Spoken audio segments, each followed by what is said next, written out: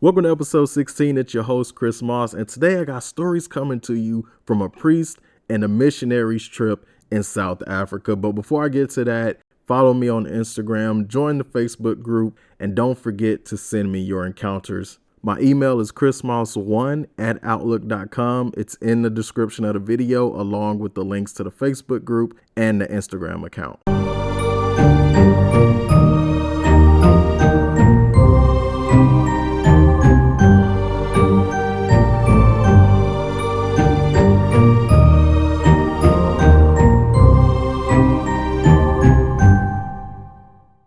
For today's stories, the witnesses wish to remain anonymous for obvious reasons, considering one is a priest and the other is a missionary. Now, the priest that I got these stories from is a Catholic priest, and he says that he grew up in a household with a mother who was a non-practicing Catholic and his father was an atheist. So he basically grew up in a non-practicing, non-believing household. This priest's belief is that most things that people think they encounter can be explained by common sense. If you think you hear something in your house, it could be a leaky pipe, something like that, which is also something the Warrens have also mentioned, that most of the time when people think their house is haunted, it's really not. There's an explanation for it. And with that said, he has admitted there are some things that he has experienced that just can't be explained.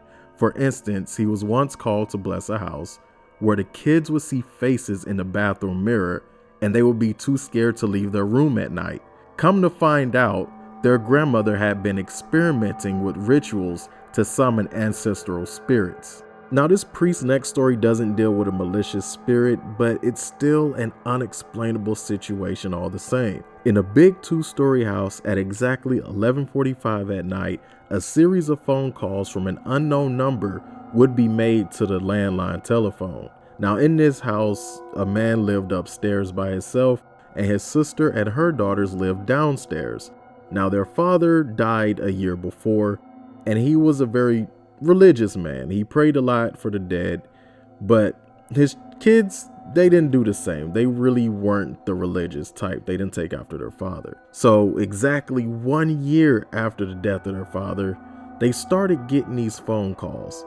Only one call, but every night at 11:45. He would pick up the receiver, say hello, and get no answer. After about the third or fourth call, he started to get annoyed and didn't answer anymore. But the calls kept coming. So when he finally answered, on the other side was his father's voice, just saying his name and then silence. At first he thought it was a prank, but the calls kept coming. Sometimes silence, sometimes his name, never more than that, but always in his father's voice and intonation. Despite them not being religious, they called the priest anyway to come bless the house, which he did, but with no success because the calls kept coming. Now, the priest proposed a novena of holy masses for the deceased in case it was the father. Now, if you don't know what a novena is basically where for 9 consecutive days they have holy mass or they pray. The Latin meaning for novena is 9 each, and it can be offered for the living or the dead. Now, towards the end of the novena, around the 7th day, the sister called the priest and said for the first time this night, there had been no call.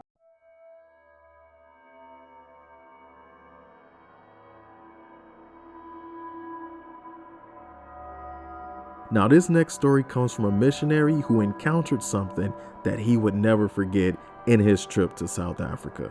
One day, the missionary and his crew drove out to a village, but as they approached the village, they noticed it was a ghost town. No people, no noise, no animals, nothing. So they got out to investigate, and that's when they spotted a woman sprinting in the distance towards them. As she got closer, they realized she was naked, covered in blood, and enraged.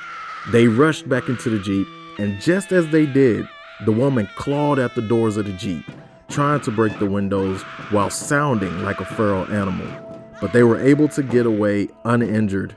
He did mention that the law enforcement was called and that the only thing he was told was that the situation was taken care of. What that means, he doesn't know, but apparently a different missionary group, some months later, ended up going back to that village, and that village was back to normal. All the people and animals were there, but no mention of that girl or that situation. He also mentioned that, you know, some of the villages were actually nice and very welcoming. Not all of the villages were weird like that, but, and he said in Africa, in certain places, I've never been to Africa, but he said in certain places, at least not yet, in certain places, the further out you go, the more rural and weird it gets.